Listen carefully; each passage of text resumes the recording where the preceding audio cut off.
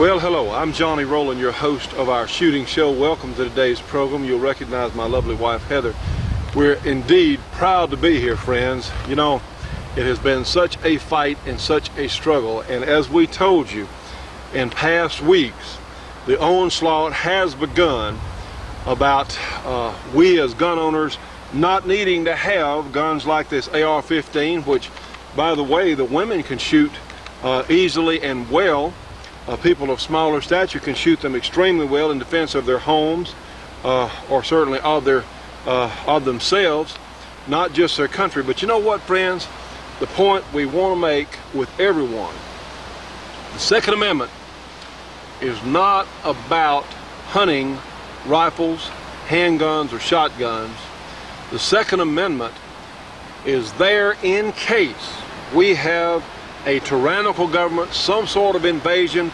If the people lose control of the governing body here in the United States, we're supposed to have guns like these in addition to other guns like this and whatever else we can have that goes bang in order to reclaim our country.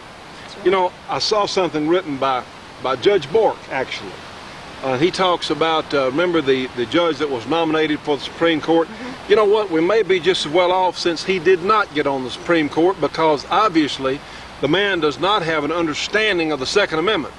He's saying, well, in the event of jet fighters and all kinds of things, what in the world can the people do with small arms to reclaim their country? Well, you know, it hasn't been that long since the Afghanistan people ran the Russians out. Hadn't been that long. There are all kinds of examples worldwide of where the people stood up, even with small arms, and made a huge difference. Huge difference. A little pollen out today. A difference in reclaiming their country.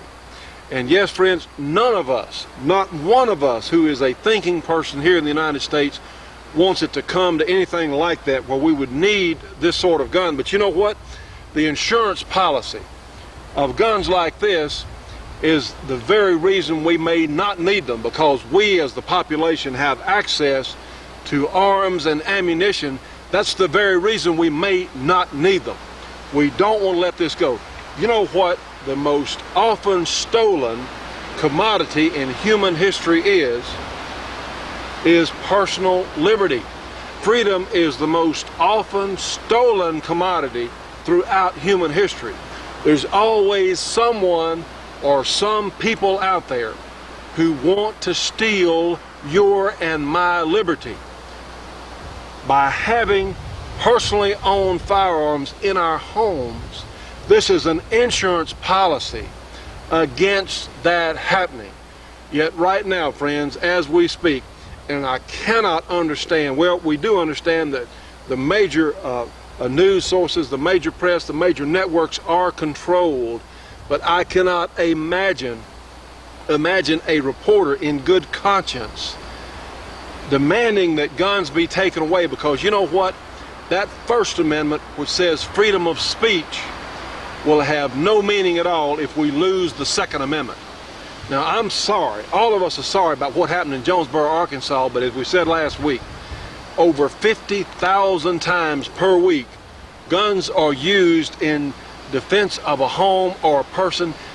They're used to stop a crime in progress, mostly without ever being fired. 50,000 times per week here in this country. And I'm sorry there are going to be some crazy people that sometimes go out and misuse these pieces of equipment. But you know, there are car wrecks, but nobody says, well, let's do away with cars. Oh, except Al Gore, he doesn't count. As an intellect, Al Gore does not count. No one talks about taking away cars, and you know what else? Cars are not mentioned anywhere in our Constitution, but guns are.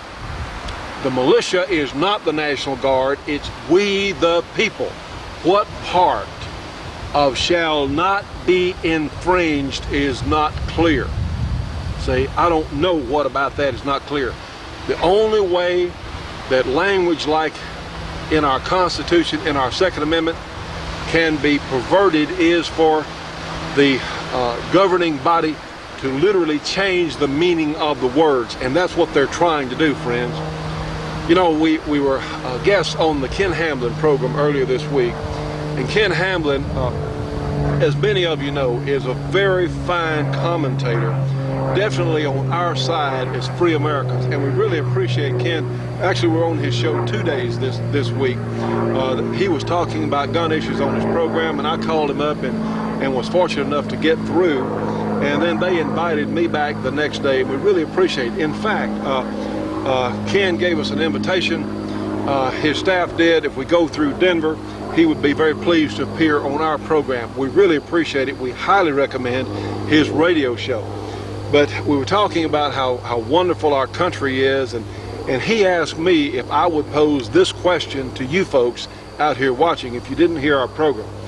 He said on Clinton's recent trip to Africa, where he went to all those African countries and he had an entourage, I believe, of 200 people that they carried on this African trip. He says, Johnny asked them if they realized how many people defected, left the United States or Clinton's entourage and defected and asked for asylum in one of those countries that he visited. Guess how many did, friends? Not one. Zero. Not one. And I think that's a great question that maybe if you are talking to someone who's saying how bad and how evil we are as Americans and how we have too much freedom, and you know, everywhere in the world a police state has been tried, people always want out. You don't see many people wanting out of the United States of America because we have too much freedom. They want in because we have some freedom left. You know what, friends? We are in a very, very difficult time here on the program. We're here today in part because of your contributions. Things are very, very tight, very difficult. We have some things up ahead that we hope will help our whole project. We hope so. We're not there yet. If you would like to see our programming continue on television, please do whatever you can. Sit down, write a check for ever what you can afford, ever what you can, and please send it to the Shooting Show, 327 Urban Rowland Road in Dubberly, Louisiana. The zip code is 71024. If you can help sponsor our program, please do whatever you can. If you can join our support group, please call us and talk to us about it. Our number is area 318-377-5189. Friends, we are at a crossroads here in our country. We cannot reason with the liberal anti-gun people. And I would like to add, there are some liberals that are not anti-gun. There are some conservatives who are anti-gun, so it's not strictly a liberal versus conservative issue. However, many times I'll refer to the mentally retarded anti-gun liberals, and in fact anybody I think who's anti-gun is mentally retarded, because you know what? If they can read, then they have not been able to learn the lessons of history, of what has happened when peoples gave up their rights to self-determination. And the thing that stands between us and a police state are these firearms. Trust me on this one, friends. If we lose the Second Amendment, all the others don't count at that time. We have a wonderful show for you today. We have a tape piece we're going to be running a little later on the program. Remember Michael New, the Army, the serviceman who was ordered to go to Bosnia, and he was ordered to put on the United Nations uniform, and he said, no, not going to do it. He said, I didn't sign up for the United Nations Army, I signed up for the United States Army. And this young man stood up and was court-martialed for it.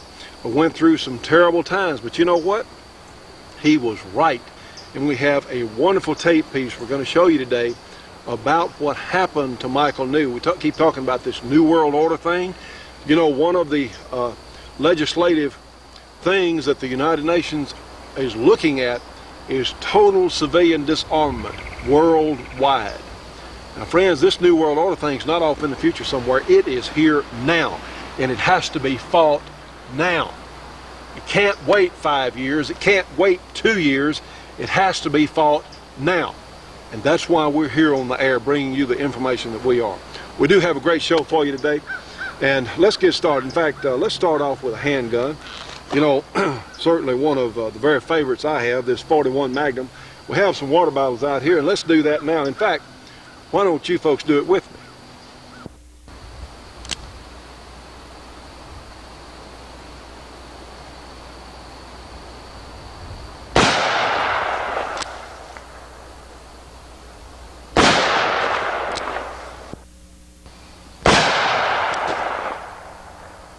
Now, friends, this is my old Mossberg 590, which is a vastly improved shotgun due to this Vang comp barrel on here. We've had so many people call. We really appreciate your interest in Hans Vang's great service that he does on the shotgun barrels. But someone had asked about the Speed Feed stock. And this is a stock that's available for several guns. Mossberg offers this as a factory option. And those of you who've watched the program, you see these shells back here in the stock. You got, in fact, two on this side. You can only see one and one over here. Let's see if we can come in a little closer. I'll show you how this Speed Feed stock works. Friends, the way this works, you have a little catch here in the front part of the hull, and you just press it back. It's under spring pressure. Pull out a little bit, let it come forward, and there you have a shell in your hand. Then you have another one that pops up behind it. You have a spring-loaded plunger here, and then you have, of course, two more on the other side that do the same thing. So it gives you a capacity of 4 extra shells on your gun, or if you want to, such as I have a slug here and some other shot sizes, you can have some extra shells of maybe a different persuasion that you would want in a carrier on the stock. So that's how that works, and it is a neat system. It's well thought out, and it's been very reliable in the experience I've had with it. So something that, to answer a question that one of our viewers had asked us. Now, friends, here it is. This is the IAI Model 5000 semi-automatic pistol, 1911 commander-sized, all-forged pistol from the good folks there in Houston, Texas, IAI. Let's see it in action.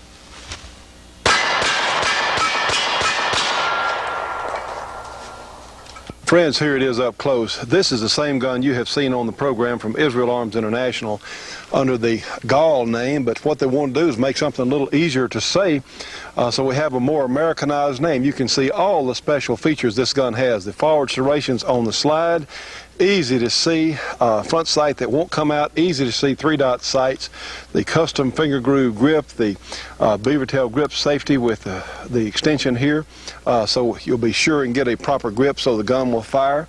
All kinds of extras we would not normally expect to see on a service type gun. An extended magazine release here, a lightweight trigger, serrations on the trigger guard for those who prefer to shoot like so. It's really going to keep the gun from walking around there in your hand. You have an extended slide stop, an extended safety. Really terrific guns, all forging from the good people at IAI in Houston, Texas. These are commander-sized semi-automatic pistols with all the bells and whistles at some fantastic pricing. Friends, these guns are going to retail under $500. Let's see it in action. All 1911 parts will interchange.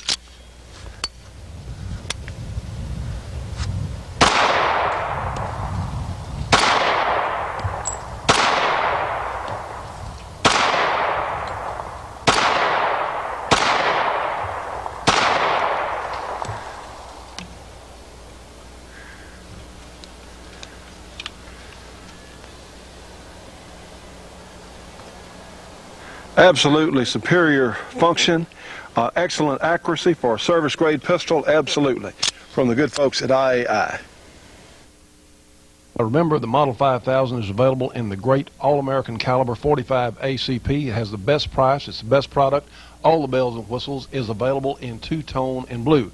For information, give them a call, 1-800-599-2561. Again, 1-800-599-2561, and be sure and tell them that you saw it on our show. And you know, these days when worldwide violence and terror are on the rise, being prepared is the key for survival. Instinctive Shooting International can help using the Israeli technique. They're offering classes there in Houston for qualified civilians and law enforcement personnel. They can also send trainers throughout the United States. For information, give them a call, 1-800-599-2561. Instinctive Shooting International, again, 1-800-599-2561. Stay tuned for more of The Shootin' Show after these important messages. The Shootin' Show will be right back after this break for your local cable company or TV station.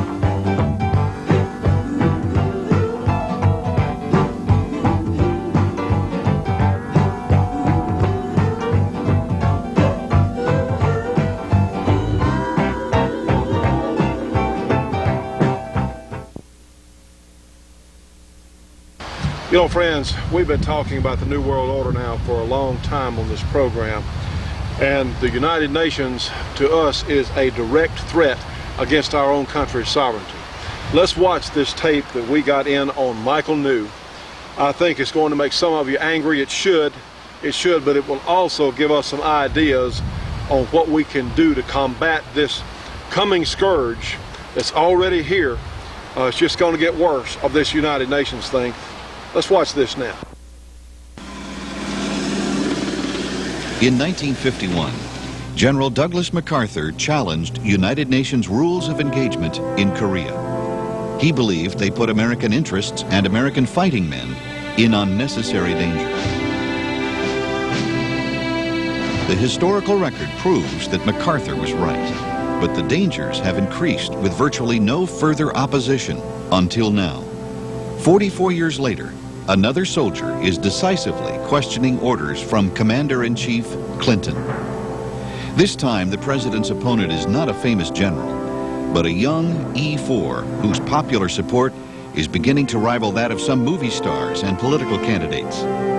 T-shirts and radio ballads celebrate the courage of the Army medic who stood alone to question the legality of an order to surrender his U.S. military status to serve under UN command. Michael New was seeking neither celebrity status nor a confrontation with the president, but in simply attempting to honor his oath of duty, he has stumbled onto both. And the administration's approach to the exploding Michael New controversy is the same as it was in Douglas MacArthur's day. Answer none of the questions and get rid of the questioner.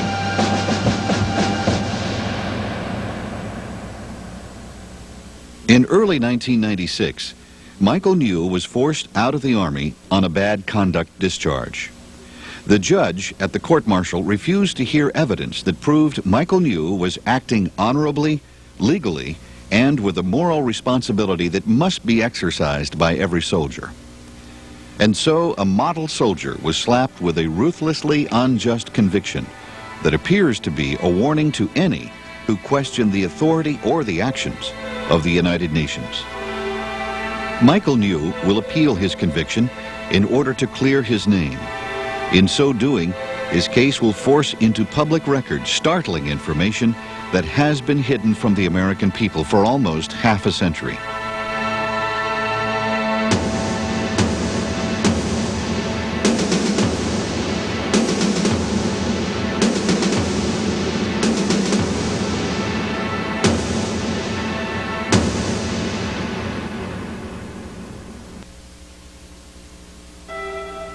Michael New grew up as an average, quiet, unassuming American boy. Missionary travels with a large family exposed him to foreign cultures that taught him appreciation for American culture. From his homeschooling curriculum, he apparently learned details of American history and government that seemed to have vanished from stateside classrooms. New joined the U.S. Army in 1993. 3 days before Bill Clinton began to change military policy and strategy. New stood out in several ways, but it was especially evident that he had a well-developed allegiance to uniquely American ideals. To New's superiors, both on and off the field, it was clear that Michael New held somewhat outdated views of duty, honor, and country. But these views made him a model soldier, and he was decorated for exemplary service. New's legal ordeal began shortly after Independence Day, 1995, when he learned that his unit might be ordered to the Balkans, compelled to go as mercenaries, as UN personnel, in UN uniforms, under foreign command. New expressed his concerns about the legality of such orders and was at first ridiculed, then threatened to conform or face court-martial. When New appeared unfazed by the threat of court-martial, he was curtly advised to review U.S. constitutional law and the UN Charter. On September 21, 1995, New respectfully submitted his findings and position to his superiors in writing, asking them in turn for written explanations so he could review the unusual order and strive to obey it. The only justification provided by the Army was a verbal briefing by an Army lawyer designed to address concerns of New's fellow soldiers. Immediately after the briefing, the commander gave the fateful order to Michael New and 550 others. The battalion formation 8 days later would be in UN uniform. Our battalion was called in for an information briefing. This is a briefing on the legal basis for deployment and wear of the United Nations insignia. Now I understand ours was the only unit to have this before we deployed over there. That was probably due in part to me. But and during this briefing, he just gave a broad overview of what the Army thought was the legal justification, including things like the President says so, therefore it is. And when it came up to the question of why do we wear United Nations insignia, his rather flippant answer was simply because they look fabulous. And I didn't think that was very funny. Because they look fabulous.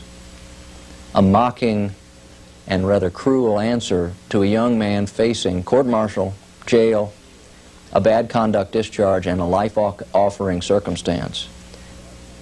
With no written response from the Army, New began discussing the position with Kentucky Attorney Ron Ray, a former Marine colonel and Deputy Assistant Secretary of Defense. Ron Ray. I fully intend to obey all lawful orders. Right? Understandable, okay? The second point being that I interpret the wearing of the uniform or the accoutrements of a uniform as a sign of allegiance and faithfulness to the authority or power that it represents. Right. Okay.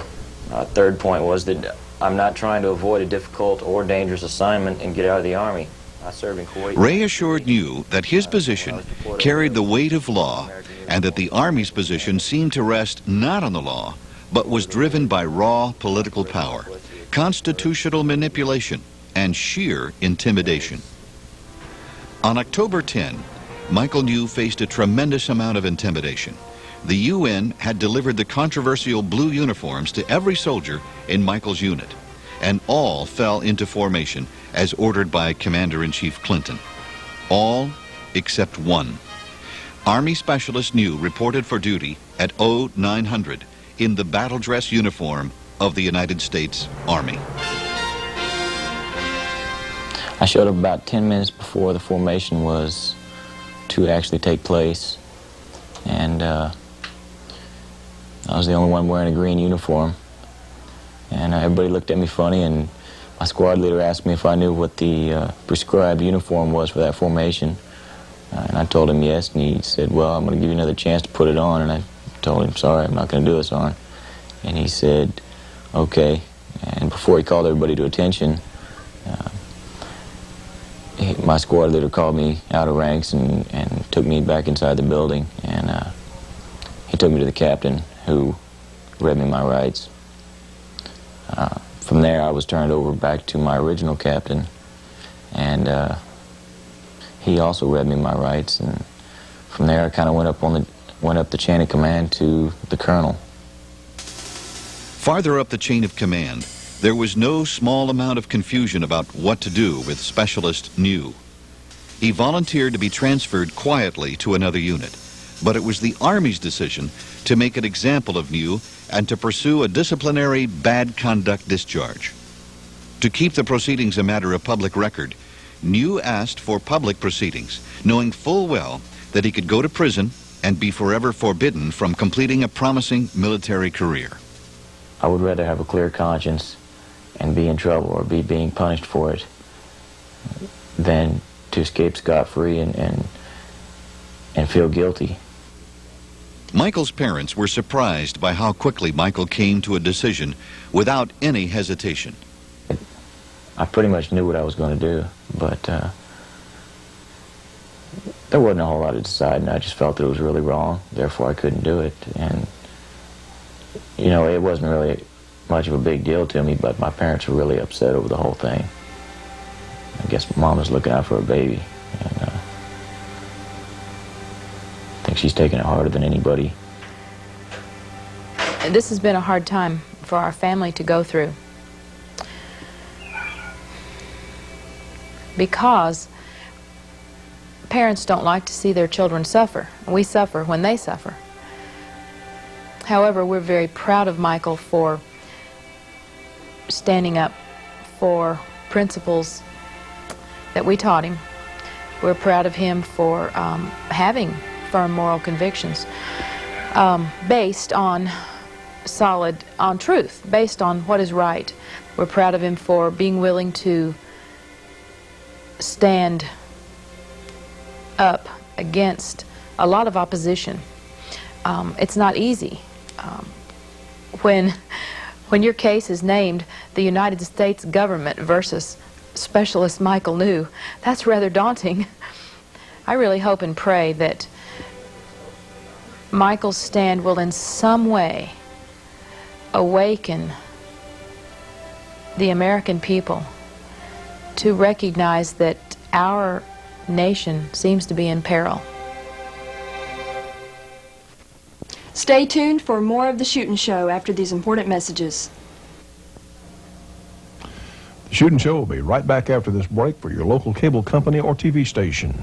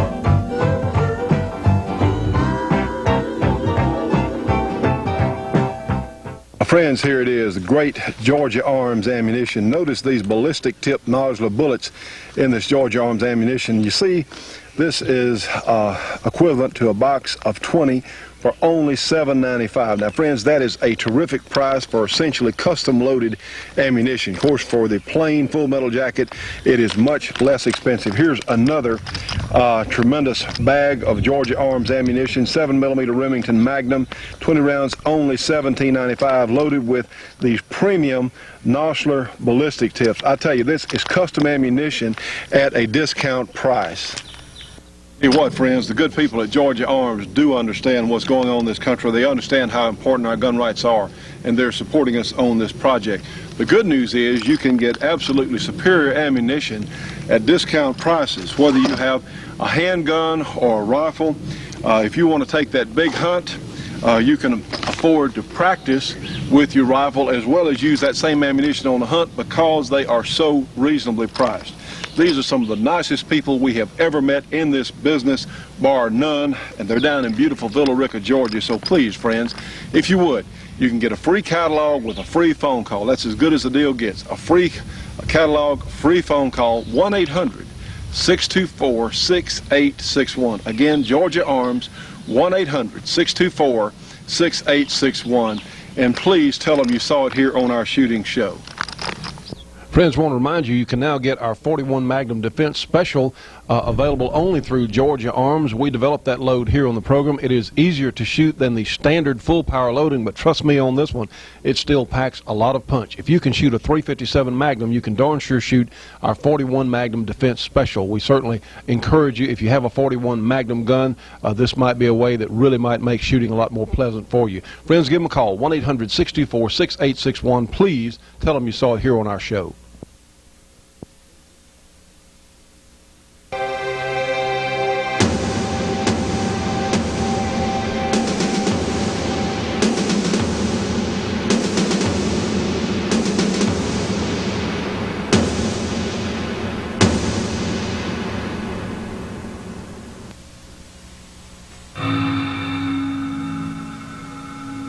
Critics of deliberate UN policies are puzzled by how consistently they endanger U.S. servicemen and effectively work against the wishes of U.S. combat officers and even the dictates of common sense. I understand that as a UN peacekeeper, Michael would have been not under the Geneva Convention, but and therefore would not be treated as a prisoner of war, but would be treated as a hostage. And this really frightens me because of what happened to Colonel Higgins in Lebanon.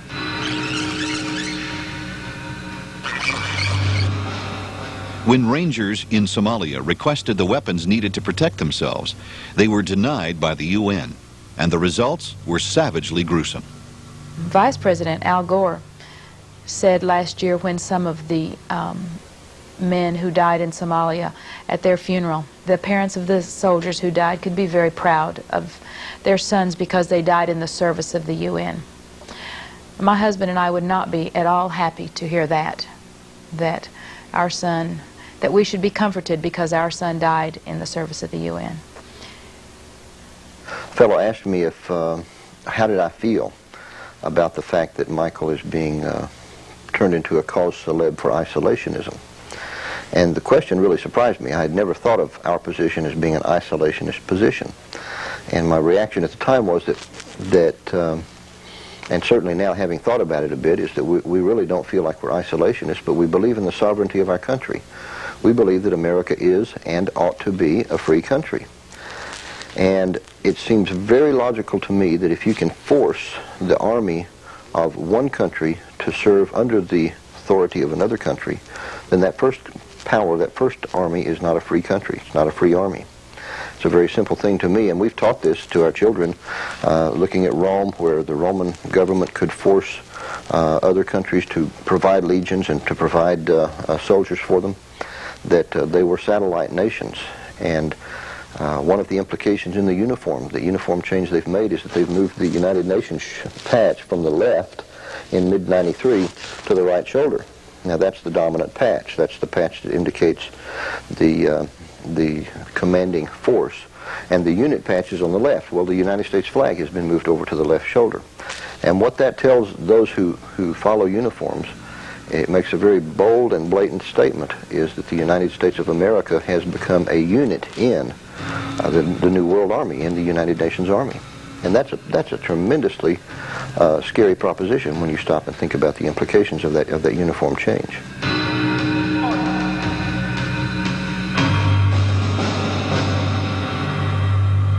A lot of good men have bled in the same uniform for my country, and I'm not willing to take it off now to fight for some foreign government that doesn't have our ideals at heart. I think that's disrespectful to all the veterans and all the people who died fighting for America. New's objection to his orders went far deeper than sentiment for the uniform or fear of prosecution for violating military regulations. Your questions were solid questions, and somebody should have answered your questions with specificity. Something in his upbringing suggested that it is wrong to surrender sovereignty at any time, but especially hazardous to surrender to a foreign power called dangerous by U.S. leaders on both left and right. Michael's superiors, seniors, who asked him to research the United Nations Charter, its history, and objectives, have given us an excellent opportunity to do in-depth research, to talk to people who've looked at this over 50 or 60 years since the United Nations was given birth. Remember first that Alger Hiss, an assistant secretary in the State Department, a very close advisor to President Roosevelt, in fact stood at his shoulder at Yalta when Eastern Europe was essentially ceded to the authority of the Soviet Union and Stalin, was the first acting Secretary General at the original organizational session of the United Nations in 1945 in San Francisco. And there have been many other security risks like Alger Hiss who have been Americans involved with the United Nations. Let's look at it today as we consider whether our sons and daughters should go to Bosnia. Who is the leading United Nations civilian undersecretary in the Balkans? An Iraqi diplomat, that is an appointee of Saddam Hussein, named Ismat Khatani. And Khatani had, until recently, been in the inner circle of the Secretary General Boutros Ghali in New York. And he has been given temporary command over all United Nations operations in the Balkans, which I believe, and it's not been clarified, would include the able sentry deployment or prevent deployment that Michael New's former battalion, the 1st of the 15th Infantry Brigade, was making into Macedonia. So you have to ask yourself the question, we're putting on a foreign government's uniform, a foreign government that has in the past been frequently hostile to American interests. If George Bush was correct, that Saddam Hussein represented the same threat to the international security and peace and to the United States that Adolf Hitler did, and was as much of a monster as Adolf Hitler was, Saddam Hussein's diplomat is the senior United Nations official, at least in an acting capacity, in the Balkans.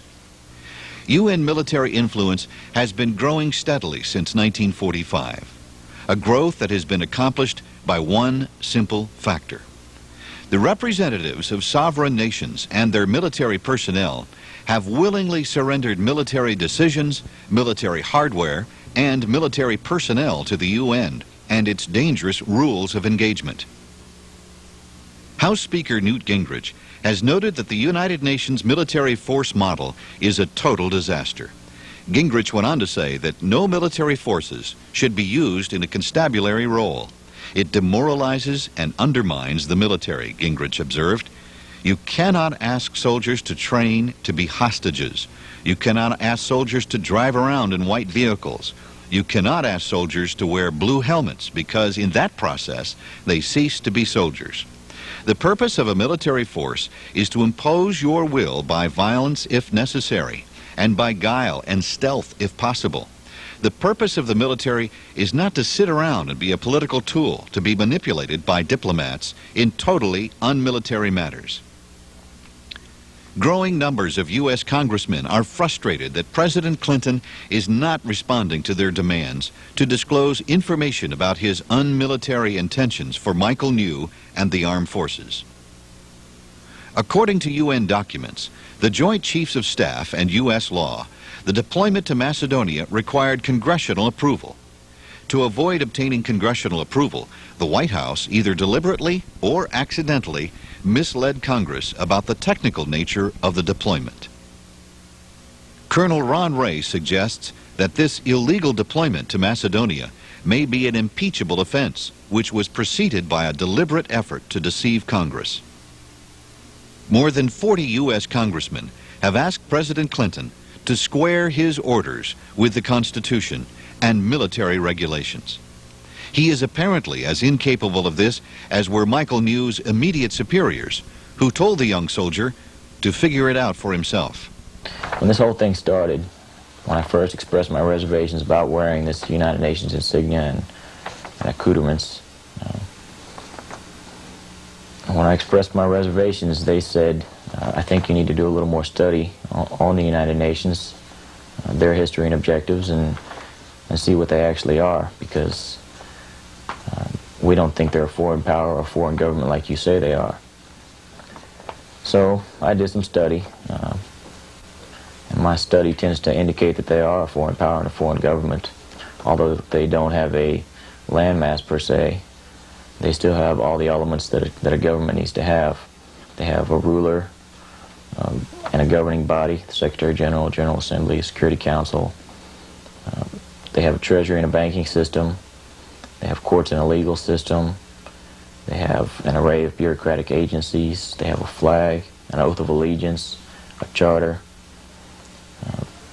They don't have a tax yet, but that is in the workings. They're proposing a global tax.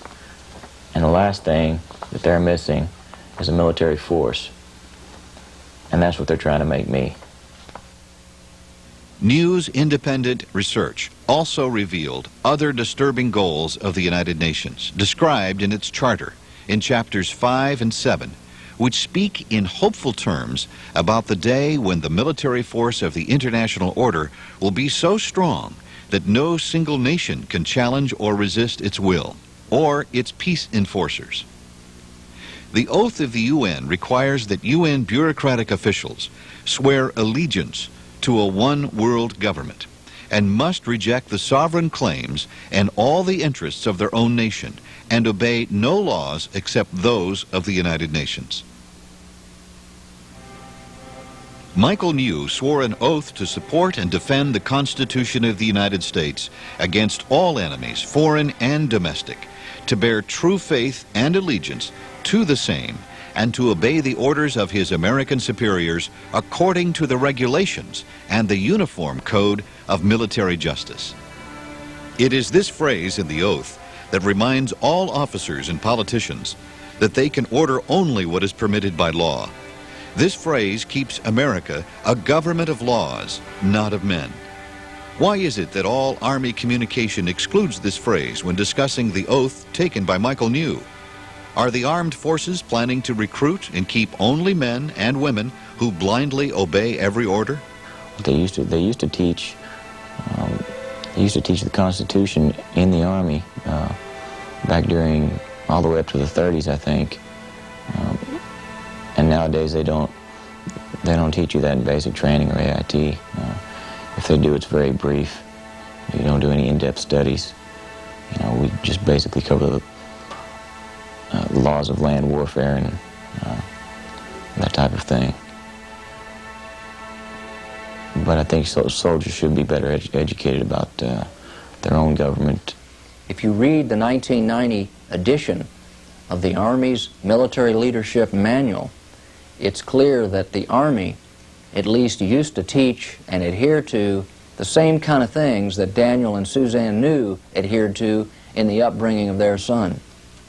Article 92, the Uniform Code of Military Justice, says that soldiers are under a duty to obey lawful orders of the seniors appointed over them.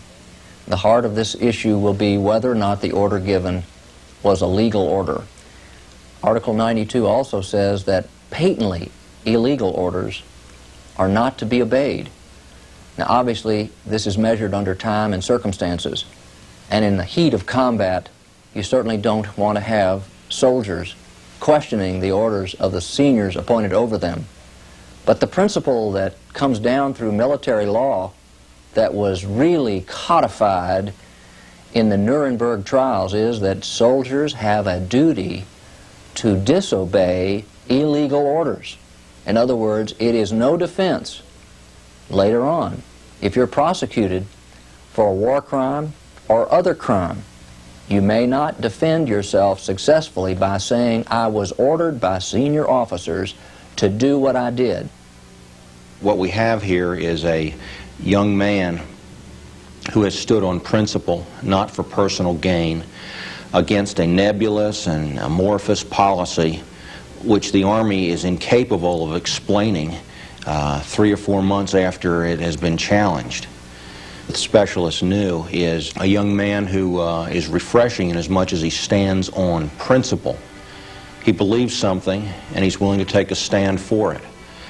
And I must stress that this is not a soldier who's trying to avoid sleeping in the rain and rolling in the mud and being tired and hungry, doesn't want to deploy. To the contrary, he wants to deploy, but he wants to do it as an American, not as a United Nations minion for Boutros Ghali.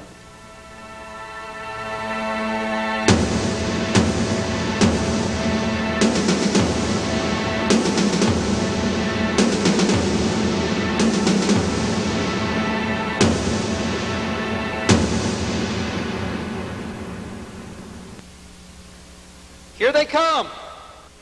Mr. Ray will make a statement. There you go. Good. That the order that was given to Specialist New during early October 1995 is an illegal order. And historically, there's never been a court-martial of an American soldier who expressed his reluctance to wear the uniform of a foreign government. And New's attorneys had few resources, but in the days preceding the trial, they accumulated a mountain of historic, legal, Army, constitutional, congressional, and United Nations evidence that proved Michael New had been right in his hesitancy to obey an order that was dangerously illegal.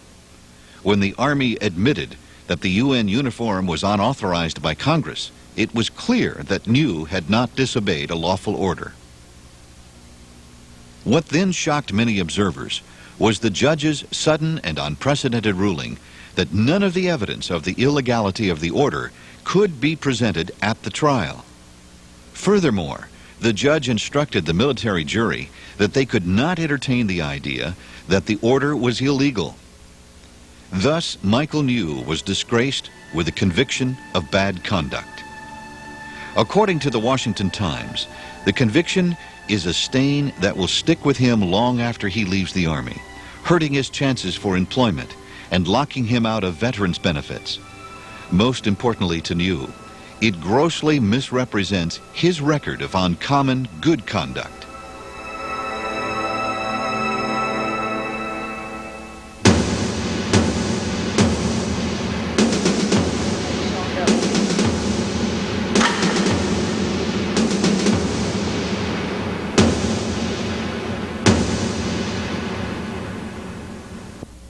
Friends, we really appreciate the New family letting us run this piece of tape today. We thought it was of extreme importance that as many people as possible see this. You can contribute to the Michael New Action Fund at Box 927, Conroe, Texas. The zip code is 77305. Stay tuned for more of The Shootin' Show after these important messages. The Shootin' Show will be right back after this break for your local cable company or TV station.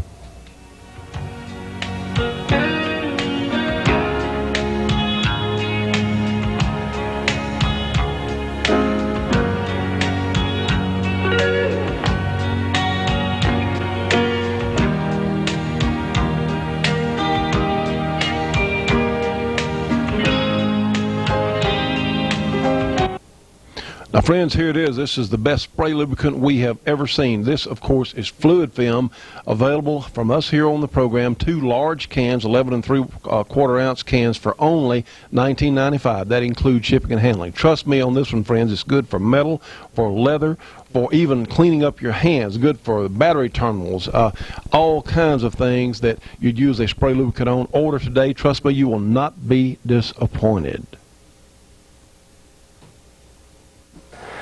Now, friends, here it is. This is the great 1919 Browning converted to semi-automatic from the good people at NWI. This is your chance to own a real piece of history. They're very collectible. They're also a lot of fun to own and shoot, and very reasonably priced, certainly for what you get. The 1919 Browning is from NWI. That phone number, area 503-429-5001. They also have the ammunition special still going on. 30-06 ammunition, only 18 cents a round, surplus in the belt. So give them a call today, NWI, for the great 1919 Browning conversion. Also remember, they have the A6 conversion with the shoulder stock and the bipod. But these are tremendous pieces of history, also great shooters. So give them a call today, the 1919 Browning from NWI, area 503-429-5001. Now, friends, remember that these guns will not be available forever. Trust me on this one. We also want to remind you that they now have a 50 Browning version in stock, ready for delivery, a limited number of these Browning machine gun conversions to semi-automatic rifles in 50 caliber. Trust me on this one. These will not be available forever. Certainly not. The way things are going, who the heck knows?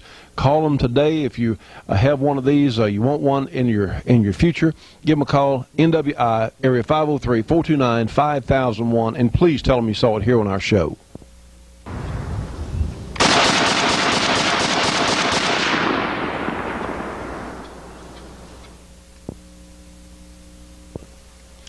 Well, friends, we really appreciate you joining us for today's program. I tell you what. This thing we just ran on Michael New, I thought was a terrific tape piece, but it goes to show just how far along and the controls and influences that this New World Order crowd has here on us United States citizens.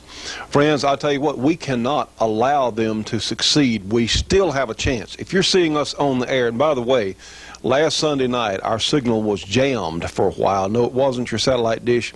It was actually a jammed signal. Someone else was transmitting to our transponder on the satellite. We do not know why. We don't know.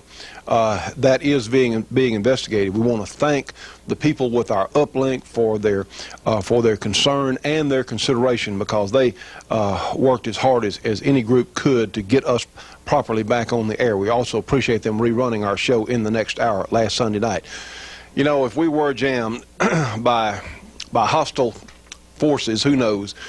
Are they that afraid of the truth? Are we that dangerous that they'd have to jam our satellite signal to keep the truth from getting out to more Americans? Isn't that amazing? Are they that afraid? You see, friends, this thing is not over.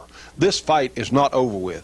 We are in desperate financial condition. Maybe the people that jammed our broadcast, certainly they watch the show, they know this, and they're hoping that maybe if they can hurt our broadcast, maybe they can put us off the air. I don't know. Don't know.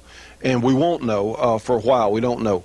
But still, we are in desperate financial shape here with this project. We need your help. Tell you what we're going to do. We're going to sell the Dan Wesson Shootin' Show gun number 3. We're going to put it up for sale, and it's worth $10,000. And the point is, if someone will buy this from us for $10,000, as soon as I can afford it, I'll buy it back from you for $10,000. But we need to raise $10,000 to ensure the future of our project. Friends, if you can, this is the gun that you've seen on a couple of occasions. I shoot the water bottles out at 200 yards, 41 Magnum. It's made by the original plant there in Palmer, Massachusetts that is no longer there. Only 9 of these guns now exist. 11 were made, only 9 actually exist. This is number 3, featured at the SOF convention. Friends, this is one way we're going to try, because we have to do it. We've got to do it quickly. We have to raise $10,000 to ensure the future of our project. This gun, you can give me a call. at the show here, 318-377-5189. And honestly, as soon as we can, I'd like to certainly the opportunity to buy it back from if someone does buy it, but we need $10,000 for this particular gun.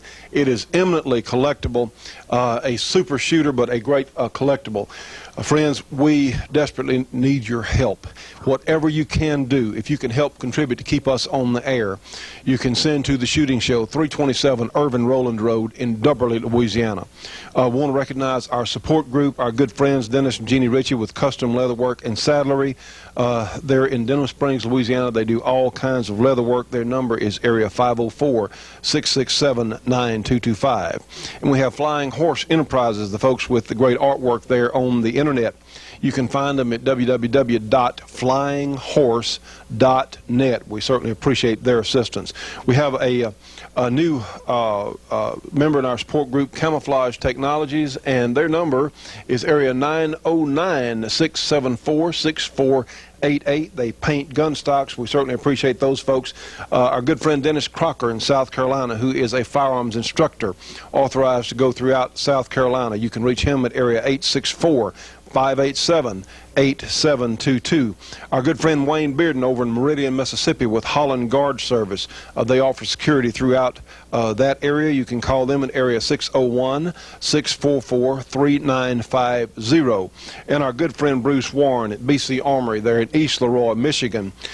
His phone number, area 616-729-5508. He does all kinds of custom work on revolvers and semi-automatic pistols. And we certainly don't want to forget our good friends at Clark Custom Guns, where we're planning to have our Shooting Show Fun Gun Weekend on May 16 and 17. We have to stay on the air to get there, though, friends. Honestly, if you'd like to purchase our Dan Wesson number 3, our Shooting Show gun, very collectible. We've got to raise $10,000 in a very short time, friends, if you can. And it's worth that, because I'll give you back $10,000 for it as soon as we're able. I would like the opportunity to try and buy it back. Friends, we are in a desperate time here in our country, as well as on our program here. If you want to see the information that you see on the Shooting Show continue to go out, please, please help us if you can. Please support our sponsors. And remember, we also have a radio show on the American Freedom Network on Sundays from noon until 2 o'clock in the afternoon on GE1, Channel 7, 5.8 audio. And also our gospel show on Sunday morning on G4, Channel 14, Sunday morning 10 to 10:30 Eastern Time. Friends, honestly, we're giving this our best shot. Things are severe. Please, please, this is too important a struggle to let it go. We look forward to seeing you on the next program. Please, friends, do whatever you can. I can't overstress. We need your help, and we hope to see you again on the next show.